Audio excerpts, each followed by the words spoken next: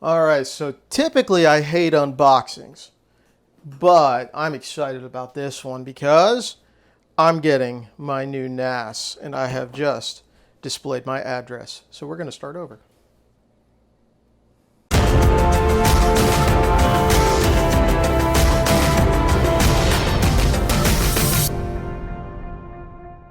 Alright, so I haven't opened this thing yet. I have no idea if it's intact or anything like that. But let's go ahead and get started with it. Go ahead and get all that tape off. I've had a lot of friends with Synology NASs and they've done quite well with them. I'm excited. I have a QNAP NAS that I use right now. For those that don't know, NAS stands for Network Attached Storage. So basically this is going to be storage I'm going to access across my network and give it access to any computer on my network. And I can actually even access it over the web. So, alright, this looks pretty well packaged. I like the little Synology plastic handle on there. Continuing to open it up. Got a box of accessories, it looks like. I'm really excited to do this because I've been having major storage issues the entire time I've been trying to make videos, and I thought I fixed it one way, I thought I fixed it another, and I thought the RAID 1 in my computer would be enough. Oh, that's just a power cable. Nothing fancy there. But it turned out it really wasn't, because it keeps desyncing every time I lose power and every time I restart the computer and a whole bunch of other times. All right, here is the actual accessories box, and we have an Ethernet cable, another Ethernet cable. These are hard drive mounting screws. 2 keys for the Kensington lock, I believe.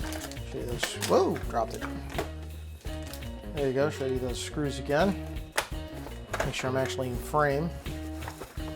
All right, and then this is gonna be the power brick. And one of the things I do like about this particular NAS is the external power brick. A couple major gaming websites have had issues with them, and mostly comes down to the power supply. And with this, if the power supply breaks, I can just get a new one. So here's the quick installation guide. Very simple. Laid out, nothing fancy here. You just put the hard drives in and you're going to do some setup on it itself. Go ahead and move that out of the way. All right, here comes the fun part. I'm going to go ahead, take this more cardboard off, and I'm going to do another video of the build, and just so if you buy one of these, what you're going to see. And there we go. There's nothing left in there but styrofoam. That was a little less gentle than I hoped, but it's fine. It's fine. No hard drives in it. All right, well, very nicely wrapped. I'm going to go ahead. Oh, I think I'm going to be fancy about this. Where's my cutting tool here? Promptly lost it. There we go. All right, I think I'm going to be all fancy about this. There we go. All right, now this comes with 2 gigabytes of memory, and it is expandable all the way to 8 gigabytes, or I believe 6 gigabytes of RAM. It has 4 3.5-inch hard drive spots and 2 SSD spots. Now let's take a good look at the front. It is a plasticky feel to it. It is not made of metal. It's definitely plastic. It's rigid plastic. It's not going to be a fingerprint magnet. It's actually pretty decent. You have your disk indicators, status, disk 1, 2, 3, and 4, front USB port, and your power button. These are your hard drives where you're going to put them in, mount them. In the back, I believe there's a fan or 2. So let me get that back in there. Okay. On the side, Synology's embossed its name as also part of an air vent.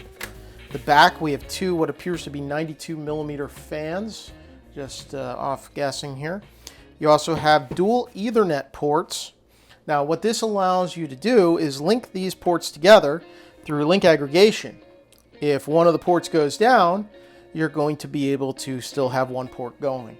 Now, keep in mind, link aggregation does not actually double your speed. You can't, it's not like a RAID where you're going to be transmitting data off one drive and another drive at the same time. You are only ever going to reach the maximum, the highest speed you're ever going to get on a single file transfer is 1000 gigabits per second, which is exactly what this port is.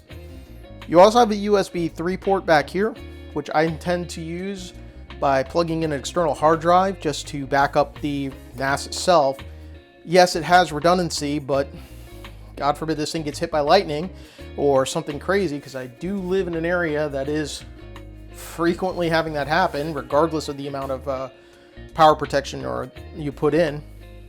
Then you got your power supply plug-in right there. The other side, we also have Synology, and on the bottom, we have something neat. Now, the bottom of this is where you can mount two NVMe M2 SSDs.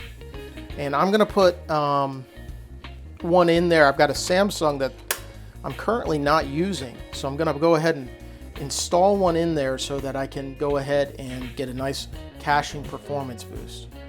Overall, it's a nice little unit, nice and compact. It's actually smaller than I thought it was gonna be, and that makes me quite happy, because compared to my QNAP, it's actually about the same size, and I thought honestly the Synology was going to be a little bit bigger.